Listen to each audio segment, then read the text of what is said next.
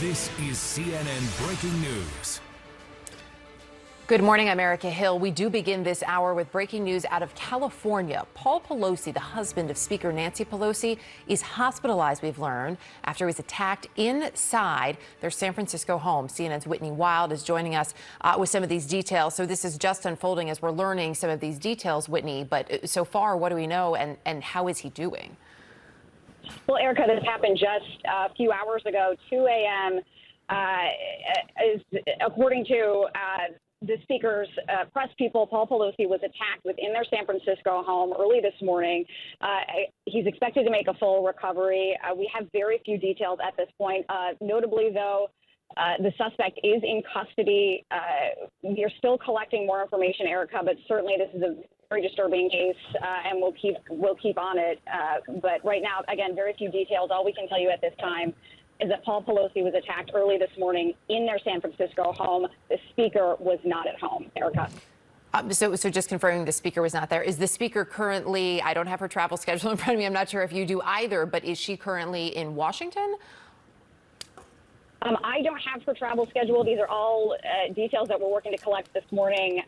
But notably, I mean, when you look at the timing here, it is particularly disturbing. These are all details about that Capitol Police will continue to investigate. The big question now is what was the motivation for this attack? That is certainly a top of mind for Capitol Police as they investigate this attack. Absolutely. You said for Capitol Police. So would Capitol Police also be involved in this investigation, even though it happened in San Francisco? Correct. So it would be both the SFPD and Capitol Police because of the speaker. I do want to share, we do have a statement from the speaker's office in which she notes early this morning an assailant broke in to the Pelosi residence in San Francisco and, in the words of the statement, violently assaulted Mr. Pelosi. As you noted, Whitney, the assailant is in custody. The motivation for this attack is under investigation, and as goes on to say that Mr. Pelosi was taken to hospital, as Whitney also noted, is expected to make a full recovery. The statement going on to say the speaker and her family are grateful to the first responders and medical professionals involved, understandably requesting some privacy at this time. So in terms of how this would work, obviously people have more than one residence, especially when they are a lawmaker. They often have a place in Washington, and of course they have their home where they live in San Francisco. I know the Pelosi's also have other homes as well. With no information right now in terms of a motive, how did the Capitol Police come in here? Would there have been some sort of security on site, given that the speaker wasn't there? And by that I mean additional security, Whitney? Those are all. What would happen is Capitol Police will confirm to try to get any more information about what may have motivated this, how the attack was actually, how he actually, affected this attack, how he got into the home.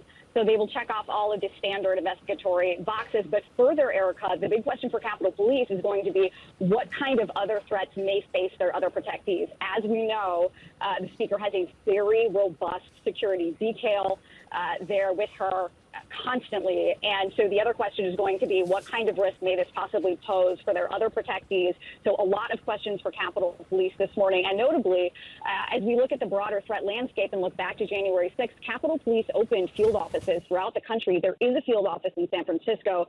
So certainly you'd expect that those agents stationed near Pelosi's home in San Francisco, and what I mean is regionally near Pelosi's home in San Francisco, would be very deeply involved in this investigation, working very closely with San Francisco police.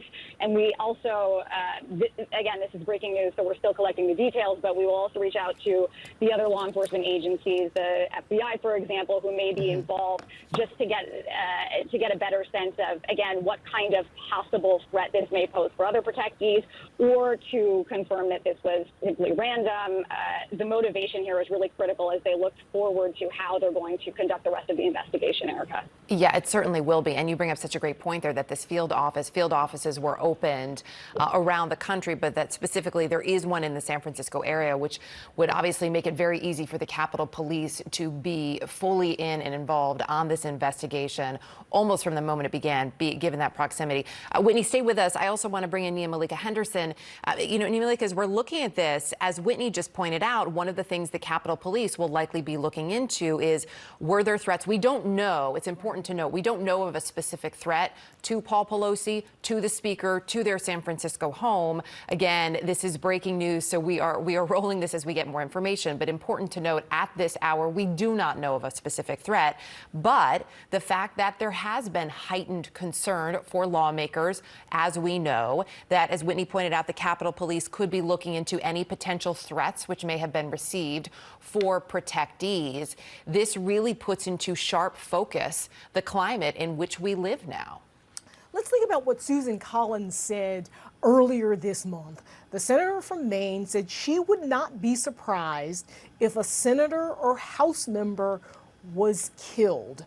She had someone throw a brick through her house in Maine, and she is speaking about the overall threat that lawmakers feel. And we've heard this from other lawmakers as well. So in some ways, this is in line with what we've been hearing from lawmakers, what we've been hearing from law enforcement officials as well, that there is this sort of increased atmosphere, a sort of language around violence and actual violence or attempted violence as well. So this is deeply, deeply concerning. We'll obviously get more and more information as the day goes on. But for now, this is where we are, right? This is where we are. There is a sort of threat of political violence that political leaders have been talking about and fearing for many, many months.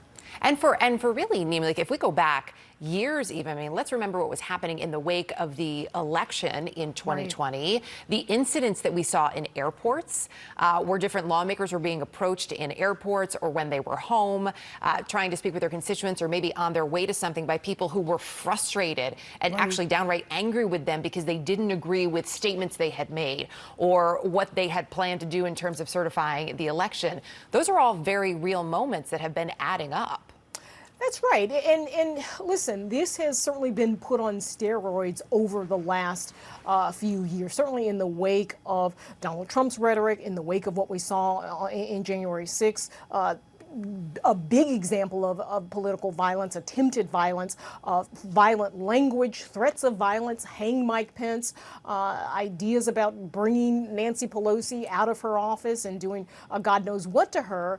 But this is the atmosphere that has had not only lawmakers but law enforcement officials concerned over many, many months. So again, we'll see what happens with this. And you imagine that if you're a lawmaker at this point, many have already stepped up their security. You imagine many might want to step up their security more, particularly at this time where if you listen to some of the rhetoric on the campaign trail, it is sort of laced with a maybe subtext of violence, threats, sort of this idea that there's a good side and a bad side and a good and an evil.